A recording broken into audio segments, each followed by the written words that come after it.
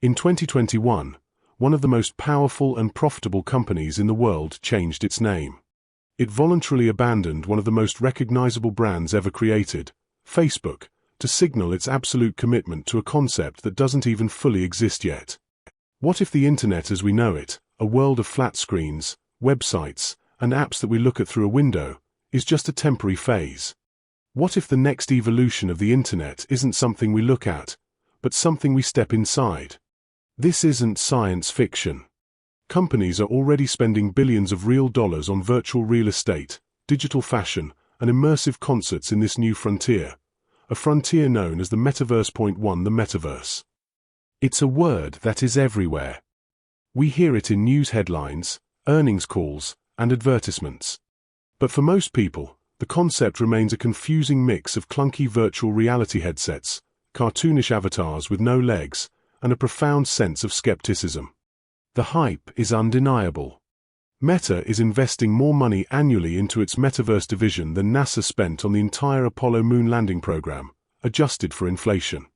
Global brands like Nike, Gucci, and Wendy's are spending millions to build experiences and sell virtual goods on platforms like Roblox and Fortnite. Yet, there's a massive disconnect. The technology often feels clunky and isolating. The user numbers on dedicated metaverse platforms are still tiny compared to traditional social media. It all feels abstract, futuristic, and for many, a solution in search of a problem.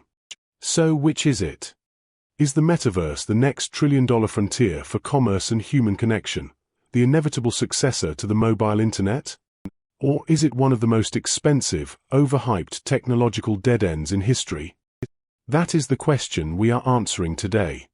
Before we can analyze the strategy, we have to cut through the marketing jargon and agree on what the metaverse actually is.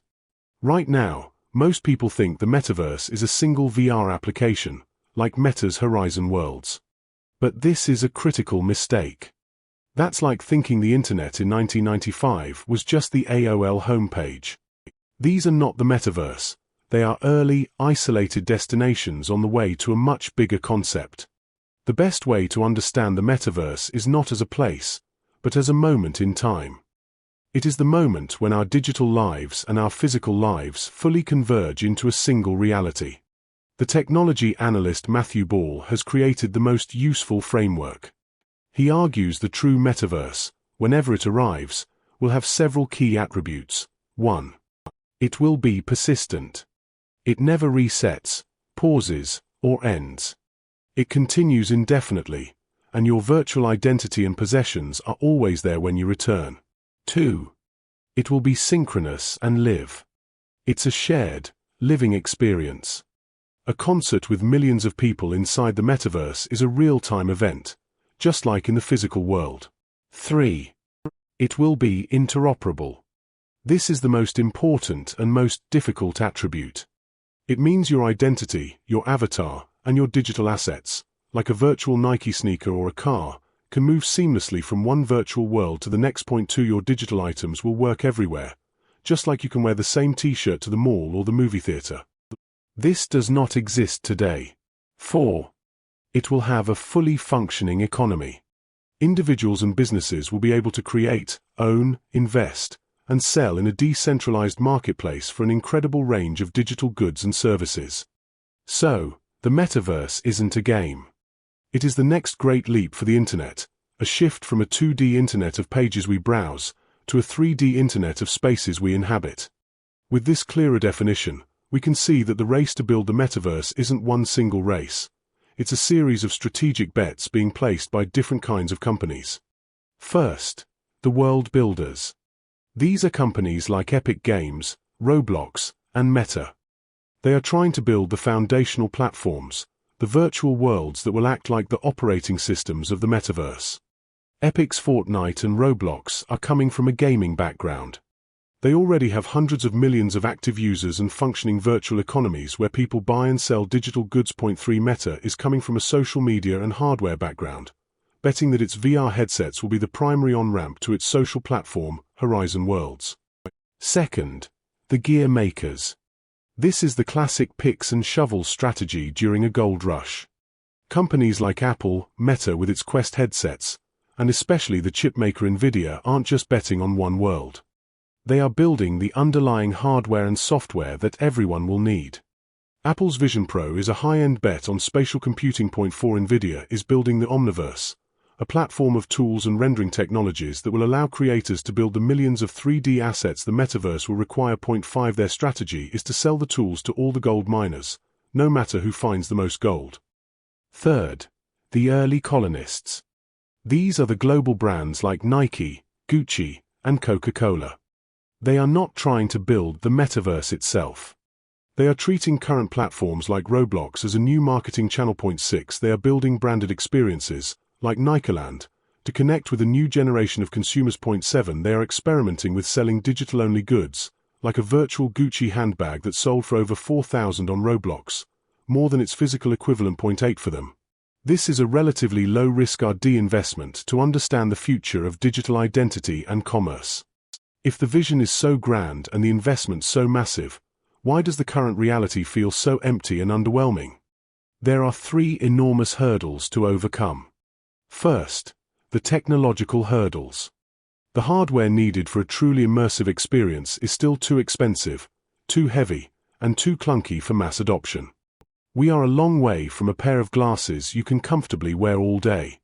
Furthermore, the network and computing power required for millions of people to interact in a single, persistent, real-time simulation is staggering. Second, the interoperability problem.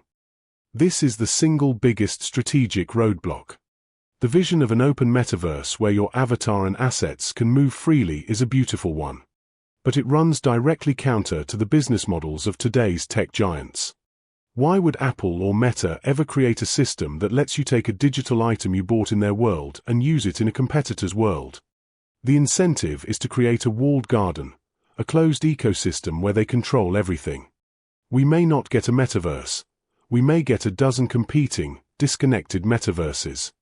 Third, the killer app problem. What is the metaverse actually for?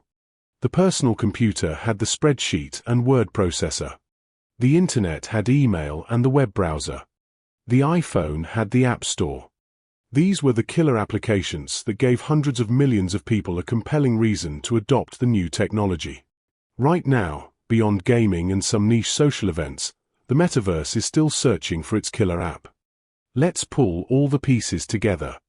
The metaverse is not a single product you can buy off a shelf. It is a complex, long-term evolution of the internet. The media hype is focused on cartoon avatars and virtual reality, but the real strategic battle is being fought at the deeper layers of hardware, development tools, and economic platforms. And while the dream is one open, interconnected world, the strategic reality is a cold war between tech giants, all vying to build their own proprietary, walled-off version. And that brings us to the secret. The debate, is the metaverse real or is it hype, is the wrong question. The right question is, on what timescale? The metaverse is not a whether question, it is a when and how question. Thinking of it as a single destination we will one day arrive at is a mistake. It is better understood as the gradual, almost invisible, fusion of our digital and physical worlds. In many ways, it's already happening. It's happening in the augmented reality filters we use on Snapchat and Instagram. It's happening in the massive digital economies of games like Fortnite, where millions spend real money on virtual goods. 9 It's happening in industry, with digital twins of jet engines and factories. 10 The metaverse isn't a light switch that will suddenly flick on. It's a tide that is slowly, but surely, rising all around us. If this breakdown is helping you separate the hype from the strategy, you can help our channel by hitting that like button and subscribing. It's the best way to support our mission. The strategic stakes could not be higher.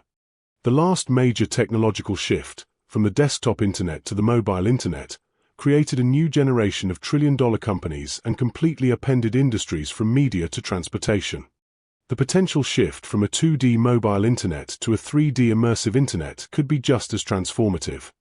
The bets being placed today will decide who owns the platforms, controls the economies, and defines our digital lives for decades to come.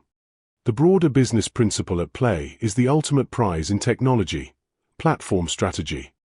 The goal is not just to build a successful product. The goal is to build the foundational platform on which thousands of other businesses and creators build their own products and services. Microsoft and Intel won the PC era with the Wintel platform. Apple and Google won the mobile era with iOS and Android. The multi-trillion-dollar race is on to see who will build the definitive platform for the next era of computing. If you learned something new, hit the like button and subscribe for more strategy breakdowns. And let us know in the comments, what company's strategy should we unlock next?